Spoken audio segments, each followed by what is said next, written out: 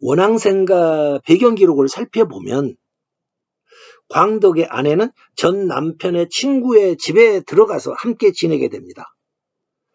왜 그랬을까? 그녀의 이러한 행위를 참고하여서 원앙생가, 지금 풀어본 원앙생가가 맞추어 보니 그녀가 찾아갔던 이유가 있었습니다. 엄장이가 비록 악당이라고 하지만 그를 구제해서 무량수불에게 보내야 한다. 그것 때문이었습니다. 그녀는 남편의 친구를 탐내던 악녀가 아니었습니다. 그녀는 제가 불자의 여인이라는 관음보살 19응신이 맡고 있던 소임에 충실하고 있었습니다. 그녀는 향가가 시키는 대로 하고 있었습니다. 분황사에 또 하나의 사건이 있었습니다. 그런데 이상하게도 지금까지 연구자들은 원효 스님께서 분황사를 나가는 일에 대해서 별 주의를 기울이지 않고 있습니다. 공부를 하면서 책을 쓰시던 학생이셨던 원효 스님께서는 당시 분황사에 머무르고 계시면서 화엄경의 풀이에 몰두하고 계셨습니다. 그러던 분이 어느 날 갑자기 저를 떠나버리신 거예요. 떠나신 빈 방에는 보고 계셨던 화엄경 한 권하고 꺾어서 던져버렸던 붓 한 자루만 남아있었습니다. 원효 스님이 뭔가 결심하신 바가 있어서 붓을 꺾었을 것입니다. 아마도 도탄에 빠져서 전쟁의 폐허에서 메시아를, 지금의 개념으로 말하면 메시아를 찾던 민중이 그를 불렀지 않을까 저는 생각해 봅니다.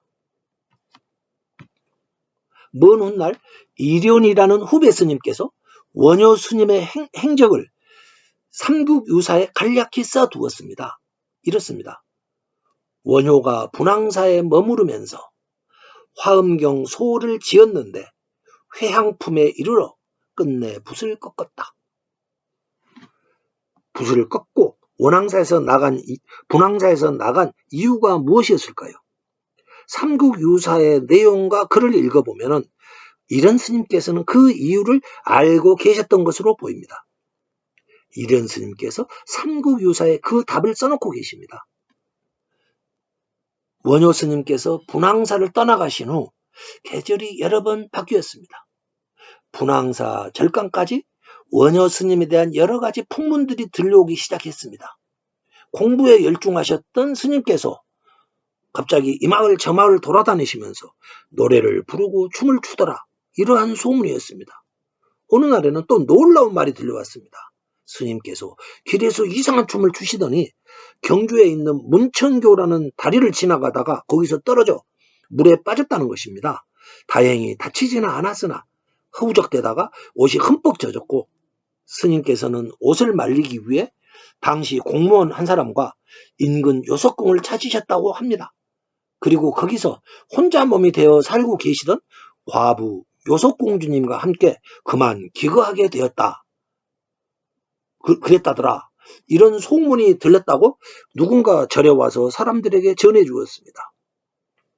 이련 스님께서는 이런 내용들까지 삼국유사에 써두었습니다. 향가의 그 기이한 힘 때문에 원효 스님께서 책을 쓰시다가 붓을 꺾어버리고 분황사를 떠났다. 바로 이련 스님은 이 말을 삼국유사에 사실상 써둔 것입니다. 향가는 힘을 가진 노래입니다. 향가가 분황사 여종과 원효 스님에게 저항할 수 있는 힘을 드러냈습니다. 두 사람은 그 힘에 복종했습니다. 그러나 광덕의 아내에게 미친 힘과 이련 스님에게 나타난 힘, 그 효과는 서로가 다소 달랐습니다. 그렇다면 무엇이 두 사람에게 서로 다른 효과를 나타나게 했는가? 왜 두 사람에게 다른 효과가 나타났을까? 이제는 탐정놀이를 해야 합니다. 셜록 홈즈의 날카로운 눈으로 원인을 찾아야 합니다.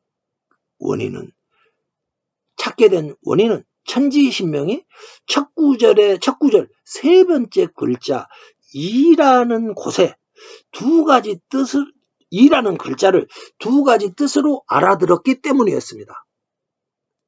한 번은 이 이라는 글자를 나와 너 할 때의 나 할 때의 너, 또 한 번은 이것저것 할 때 저 이로 알아들었기 때문이었습니다. 우선 너 이로 쓰일 경우를 설명하겠습니다. 천지신명은 먼저 이라는 글자의 뜻을, 빨간색입니다. 이라는 글자의 뜻을 너라는 뜻으로 알아들었습니다. 그럼 너로 알아들었다면 이 구절은 어떤 식으로 들었느냐?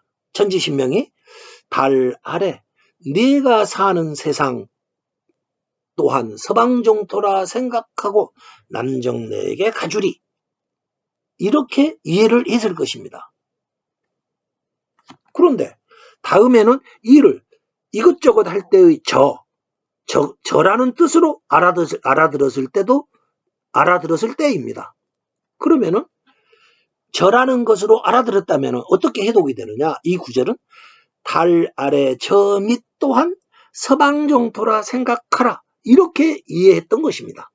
그러니까 향가는, 천지 귀신은 이 누군가가 이 노래를 불렀을 때 이자의 내용이 뭐야? 이렇게 궁금해했던 것입니다. 그리고 또 자기 나름으로 생각했겠죠. 아, 하나는 너 이렇게 알아들었고 하나는 아니야 저, 그래서 이렇게 두 가지로 알아들었다 이 말입니다. 향가라는 것은 신을 감동시키고 제압하는 노래입니다. 그 본질이 이렇습니다. 사람들이 자기의 소원을 노래로 만들어 놓고 그것을 부르면은 그 노래 가사 그대로 뜻을 이루어지게 하는 노래입니다. 그러니까 천지신명은 향가에 적힌 글의 뜻대로 자기 귀에 들리는 대로 신통력을 발휘해서 소원을 이루어주는 것입니다. 그래서 사람들은 향가를 잘 만들어 놓고 전문가에게 만들어 달라 해놓고 빕니다. 향가에 적힌 뜻대로 일을 이루어 주소서. 향가의 뜻대로 나의 소원을 이루어 주소서. 그러나 향가는 아무리 잘 지어도 팔색조와 같습니다. 향가는 하나의 한자가 여러 가지 뜻을 가질 수 있습니다. 그러니까 천지귀신은 똑같은 향가를 여러 가지 뜻으로 알아들을 수가 있다는 것입니다. 그래서 향가는 팔색조와 같다, 이렇게 저는 말을 하고 있습니다. 원앙생가에는 두 가지 뜻이 있었습니다. 두 가지로 알아들은 천지 귀신이 광덕이 죽은 후에 신통력을 발휘합니다. 먼저 분황사 여종을 남편 친구의 집으로 들여보냈습니다. 너 빨리 집으로 들어가. 그러니까 광덕의 아내는 향가의 힘에 이끌려서 엄장의 집으로 가서 같이 살았고, 그 결과 그를 열심히 수련토록 했고, 그는 마침내 극락왕생할 수 있었던 것입니다. 그리고 뒤에 나타난 힘은 원효 스님을 중생의 마을로 가게 했습니다. 붓을 꺾고 학승의 길을, 지금까지 걸어왔던 학승의 길을 버리고 분황사를 떠나신 스님께서는 마을로 가서 노래 부르고 춤을 추면서 중생들을 아미타불 극락으로 이루었던 것입니다. 도탄 속에 빠져있던 민생의 요구에 응했던 것입니다. 모두가 어려움에 빠져있던 민중을 떠나서 사찰 속으로 들어가던 시기였습니다. 학승 원효는 자신이 이미 가진 안락함을 버리고 거꾸로 민중 속으로 들어갔습니다. 그리고 그의 이러한 선택이 학승 원효를 민족의 큰 스님 원효대사로 거듭나게 했을 것입니다. 원효 스님께서 분황사를 나가게 하려면 원앙생가의 내용이 원효 스님을 분황사 밖으로 끌어내야 할 것입니다. 왜 원효 스님이 절에서 나가야 했을까? 바로 향가가 스님에게 당신은 중생에게 가라 이렇게 했기 때문입니다.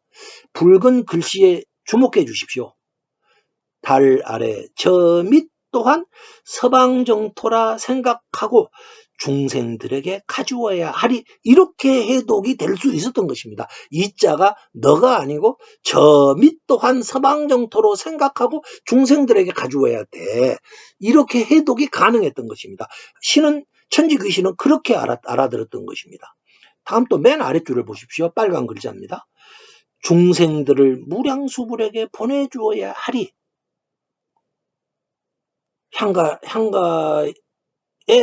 향가를 들은 천지 귀신은 이렇게 알아들었습니다. 그러니까 이렇게 하려면은 원효 스님은 어떻게 해야 하느냐?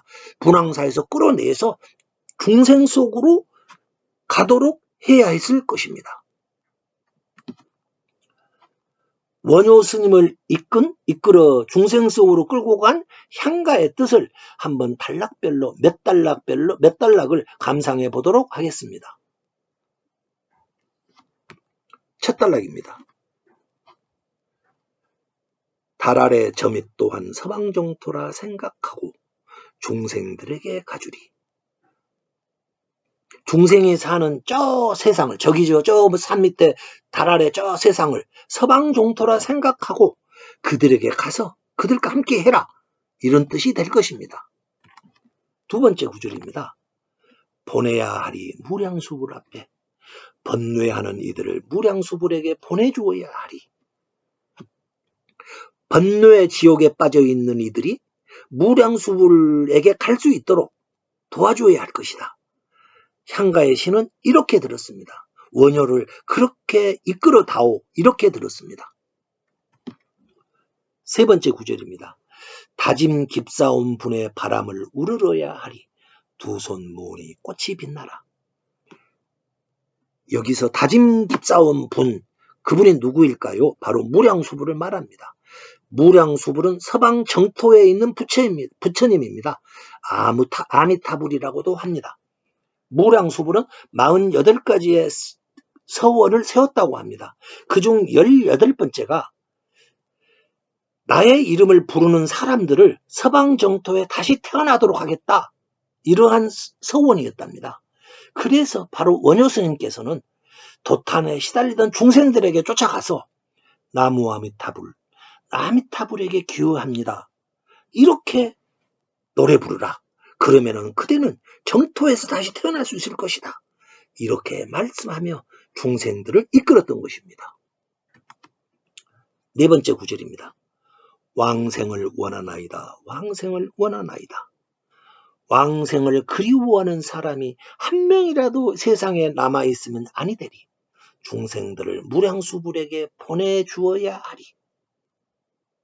최후의 1인까지 구원하리라. 그는 이렇게 말씀하셨습니다. 그들은 왜 이렇게 왕생을 절박하게 원하고 있었을까요? 그들의 삶은 절박한 도탄 속에 있었던 것입니다. 이하는 생략합니다. 원왕생가가 만들어진 시기는 자명해집니다. 스스로 분명합니다. 대사님께서 요석공주님을 만나기 이전에 이 작품은 만들어진 것으로 보아야 합니다. 왜냐? 분황사 밖으로 나가서 요석공주님을 만났어야 하니까요. 대사님께서는 분황사에서 화엄경 소를 짚으라고 계셨습니다. 그런데 갑자기 어느 날 원왕생가의 기이한 힘이 발현되었습니다. 그러자 원효 스님은 그 힘에 이끌려 돌연히 붓을 꺾고 분황사를 떠나게 되었던 것입니다. 그래서 화엄경소는 미완성작으로 남게 되었습니다. 스님께서는 중생에게 갔고 거기서 중생을 만났고 요석공주님을 만났습니다. 그들을 제도하시다가 스님은 민족의 큰 스님이 되셨고 민족의 스승이 되셨던 것입니다. 원왕생가는 600년대 중후반 작품입니다. 며칠 전에 공부하였죠. 만엽지 8번가는 661년의 작품입니다. 동일 시기의 작품입니다. 신라와 외국에서 동일 시기에 만들어진 작품입니다. 따라서 제작 기법을 포함해서 철저한 비교가 있을 것입니다. 여기서는 단 우선 한 가지만 언급하겠습니다. 두 작품에서 보았듯이 이때 신라와 애국 사람들은 공통적으로 향가가 가진 기이한 힘을 믿고 있었습니다. 그런데 삼국사기는 이러한 기이한 힘의 사례를 역사 기록에서 철저히 묵살하고 있습니다. 어느 역사가는 이렇게 이야기합니다. 삼국사기와 삼국유사 중 하나만 남겨야 한다면은 그때는 삼국유사를 남겨야 한다. 이렇게 두 역사사의 가치를 평했다고 합니다. 우리나라 향가 36곡 중에 새로 발견된 11곡을 포함한 36곡 중에 스님들께서 지은 향가가 많습니다. 그러나 원앙생가는 불교 사상을 정면으로 다룬 유일한 향가입니다. 민족의 토속 문화인 향가가 당시로서는 신흥 외래 종교라 할 수 있는 거대 종교인 불교와 만나서 둘이 힘을 합해서 도탄에 빠진 중생을 구하러 나섰습니다. 향가의 힘과 불력이 힘을 합쳐서 위기의 민중을 구하고자 했습니다. 대사께서는 토속의 전통 향가의 인도를 받아서 불교가 내세우는 중생을 구제하러 중생 속으로 들어갔습니다. 대사께서는 노래 부르고 춤을 추어 중생을 제도했습니다. 노래 부르고 춤추었다. 이 말은 향가를 불렀다는 말이 됩니다. 여기서 대사님의 초상화를 소개해 드리겠습니다. 우리나라에는 현재 최근 들어서 그려놓은 몇 점의 초상화가 있을 뿐입니다. 그런데 일본 고잔지라는 사찰에서는 1400년대에 그려놓은 원효 스님의 초상화가 있습니다. 고잔지의 초상화는 격조도 높고 부리부리한 인물 표현이 박진감이 넘친다. 이러한 평을 받습니다. 왕실 귀족 불교를 넘어서 민중 불교를 주창했고 대담하게 계율을 넘어섰던 스님의 기계가 넘쳐 흐릅니다. 우리가 상상해왔던 원효 스님의 모습을 여실히 보여주고 있다고 평들 합니다. 이 초상화는 일본의 고잔지가 소유하고 있고 교토박물관에서 위탁 관리하고 있습니다. 고잔지는 원효 대사님을 사표로 삼고 있는 일본의 명찰이라고 합니다. 서기 2000년 우리나라 직지사에서 일본 측으로부터 사진 촬영을 허가받아서 그 국내에서도 전시한 바가 있습니다. 원앙생가는 해피엔딩으로 끝이 납니다. 여인은 함께 살았던 광덕을 극락왕생시켰고 또다시 엄장도 구제했습니다. 지금도 아마 또 다른 남정네를 만나 그의 성부를 돕고 있을 것입니다. 그녀는 관세음 19응신이기 때문입니다. 원효대사께서는 분황사를 나와서 중생 속으로 들어가셨습니다. 지금 또다시 인간의 추악함에 힘들어하는 누구에겐가 나타나셔서 그들을 정토의 세계로 인도하고 계실 것입니다. 고마우신 일들입니다. 그들도 스님도 떠나버린 분황사 서리 마을에는 몇 번이고 꽃이 피었다가 졌습니다. 여인과 스님은 어디에 계실까요? 시절 인연 그들이 다녀간 곳 분황사 서리. 1000년 전 이곳에 한 여인과 신발가게 사장, 농장주가 다녀갔습니다. 경주시에서 이들의 기념물을 만들어 그들과 경주시에 한 시절 인연을 기려보면 어떨까요? 저 멀리 아름다운 꽃밭이 있다. 그리로 가는 길이 보이거든. 그게 나인 줄 알라. 원앙생가가 주는 메시지였습니다. 감사합니다.